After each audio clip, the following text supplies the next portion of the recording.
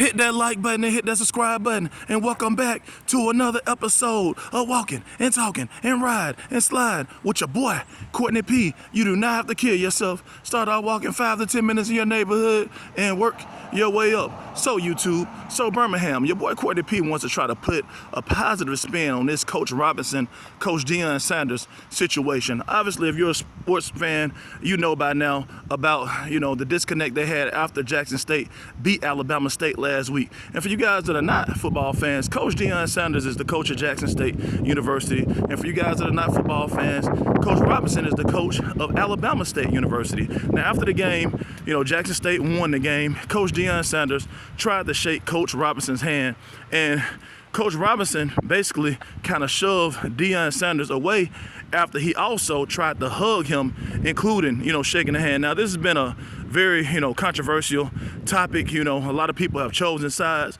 But I think one thing we could all learn from this, and something I talk about all the time is swallowing your pride. Here we have two major coaches of teams, where they both lead young men. Not only are they leading young men, they're leading young men of color. So, my thing to both coaches is obviously, we want to try to make sure we set examples for young men. We also want to make sure we represent ourselves in a world-class manner. And again, I'm not taking sides, but one thing that, I have a slight disconnect with Coach Robinson with is, after the game, he made a comment and said something in regards to Deion not being swag. And, my thing is obviously Deion Sanders, has a big name in the sports world by him being, NFL legend and NFL Hall of Famer.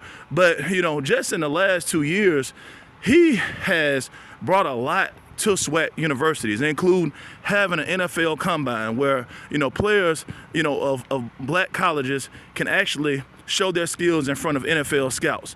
Another thing he's done is he's allowed, or put in place to where, his team as well as other teams in the SWAC are on major TV, you know what I'm saying? And so all of this brings revenue to the SWAC. So I think that we have to be careful sometimes when we make comments. Obviously, Coach Robinson, has a great history himself. He spent, many years in NFL.